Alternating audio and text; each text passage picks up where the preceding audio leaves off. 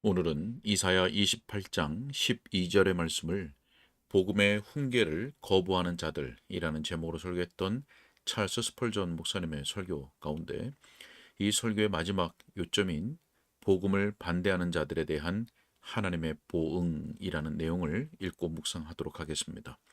먼저 본문의 말씀을 읽겠습니다. 전에 그들에게 이르시기를 이것이 너희 안식이요 이것이 너희 상쾌함이니 너희는 곤비한 자에게 안식을 주라 하셨으나 그들이 듣지 아니하였도다. 아멘. 설교 내용을 읽도록 하겠습니다. 자, 세 번째 요점은 하나님의 진리에 흥미가 없는 자들에 대한 경고가 될 것입니다. 이 반대자들에 대한 하나님의 보응을 숙고해 봅시다. 우선 주님은 그들이 멸시했던 것을 잃을 것이라고 위협하십니다. 그분이 그들에게 안식의 메시지를 보내셨으나 그들이 그것을 가지려 하지 않았습니다.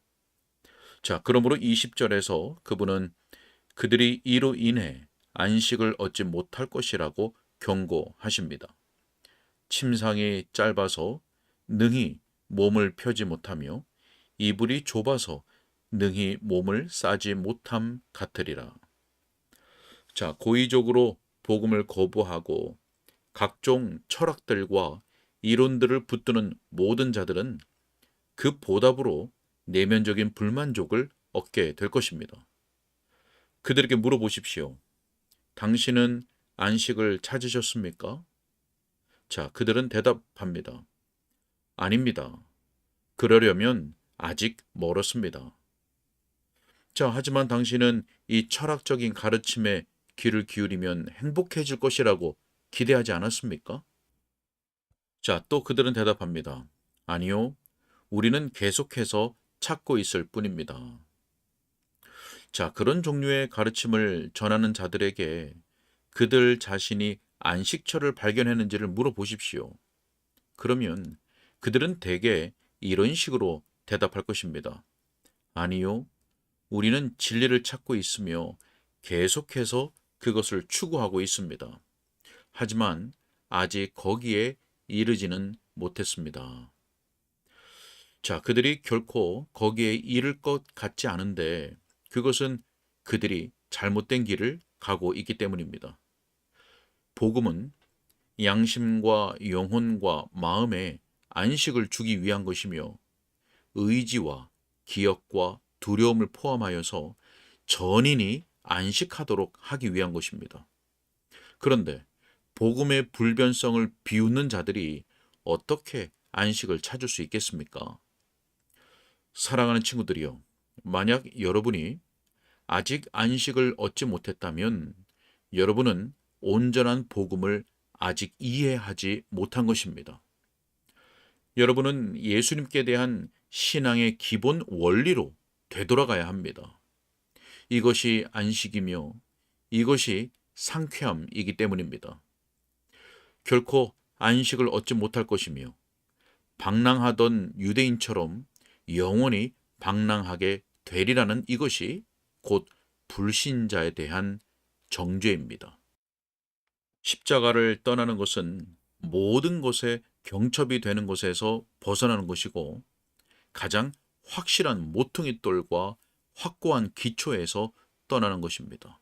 그리고 그 이후로는 회오리 바람이 부는 대로 굴러다니는 그런 신세가 될 것입니다. 이사야 57장 27절에서 말씀합니다. 내 하나님의 말씀에 악인에게는 평강이 없다 하셨느니라. 이사야 57장 20절에서 말씀합니다.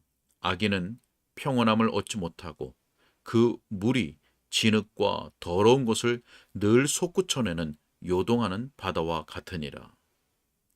자, 더 나아가서 주님은 그들이 점점 마음이 굳어지는 벌을 받게 될 것이라고 위협하십니다. 자, 여러분 13절을 읽어보십시오.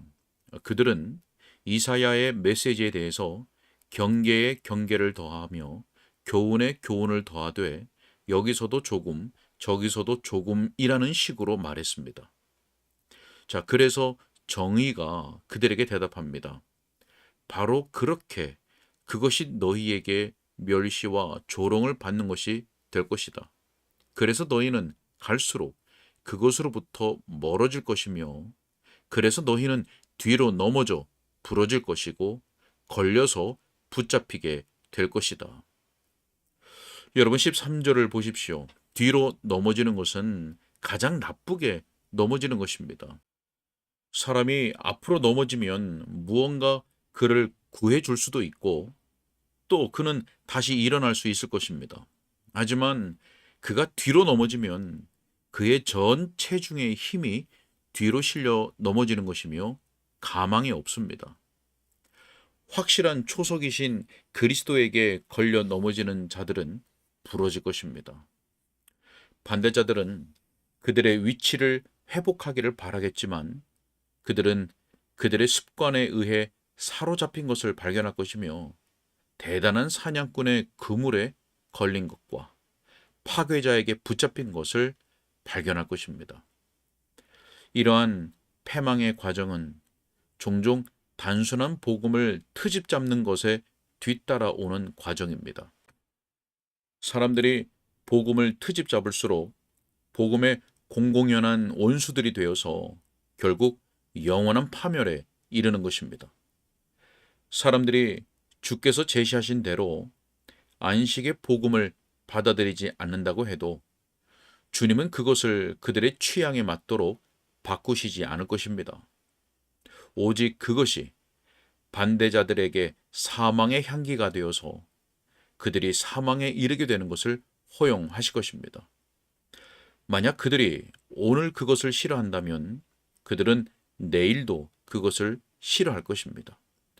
만약 그들이 오늘 복음의 힘을 느끼기를 거절한다면 그들은 시간이 갈수록 더욱 완고하게 그것을 거절할 것이며 따라서 그들의 마음을 밝히거나 감명을 주거나 위로를 줄 수 있는 복음의 힘도 그들에게는 효력을 발휘하지 않을 것입니다. 여러분, 이것은 끔찍한 일입니다. 그리고 더 나쁜 것은 만일 그보다 더 나빠질 수 있다면 이런 일에는 점진적인 이해 불능의 상태가 뒤따른다는 것입니다. 11절 말씀에 그러므로 더듬는 입술과 다른 방언으로 그가 이 백성에게 말씀하시리라 라고 말씀합니다.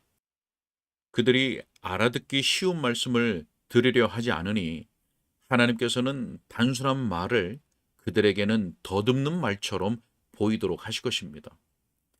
단순한 언어를 참지 못하는 사람들은 마침내 그것을 이해하지 못하게 될 것입니다.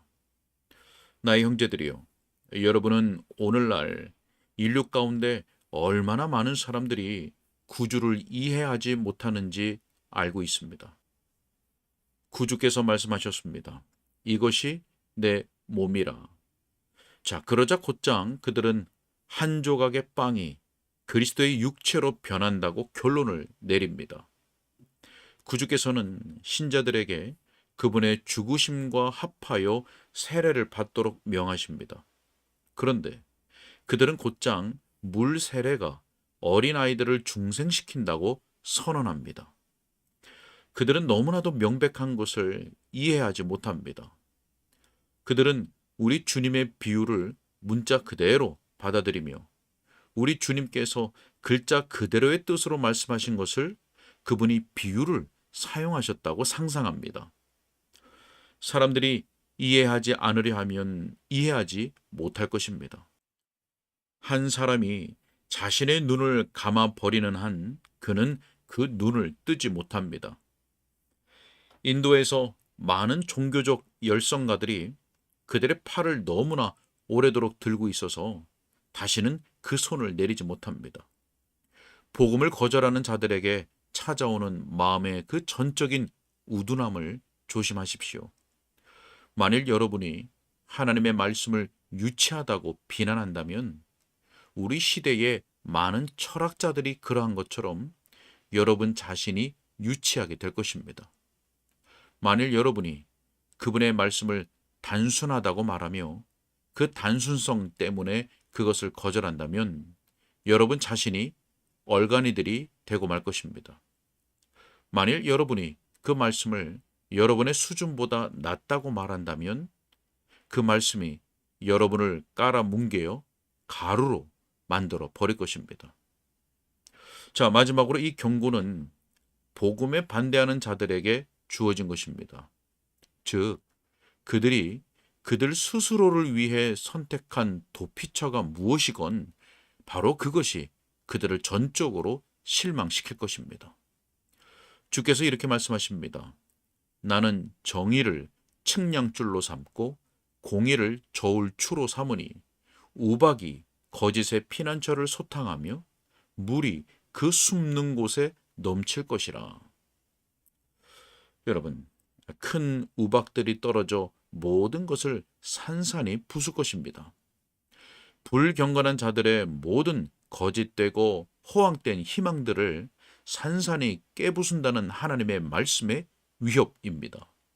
그리고 하나님의 실제적인 진노가 거대한 홍수처럼 덮치어 죄인들이 의지하는 모든 것을 휩쓸 것입니다. 그리고 그 죄인은 그의 완고한 불신앙 가운데 그 홍수에 휩쓸려 완전한 파멸이자 영원한 불행 속으로 떨어질 것입니다. 그것이 살아계신 예수 그리스도를 거절한 모든 자들에게 임할 운명이라고 하나님이 선언하셨습니다. 멸시하는 자들이여, 조심하십시오. 아직 때가 이르기 전에 각성하십시오. 단순한 언어로 저는 여러분에게 안식의 복음을 거절하는 악이 어떤 것인지를 보여주려고 진지하게 노력했습니다. 이곳에 있는 분들 가운데 지금까지 복음을 거절해왔던 분이 있다면 즉시 그것을 받아들일 수 있도록 하나님의 성령께서 은혜를 주시길 빕니다. 곤비한 자들이여, 시도해 보십시오. 낙심한 영혼이여, 시도해 보십시오.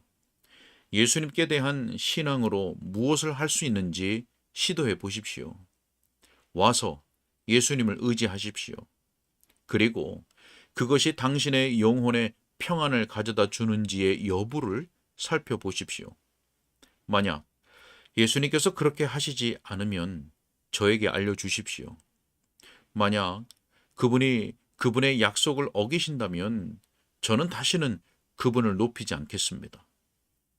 그분은 믿는 자를 결코 내쫓거나 버리시지 않습니다.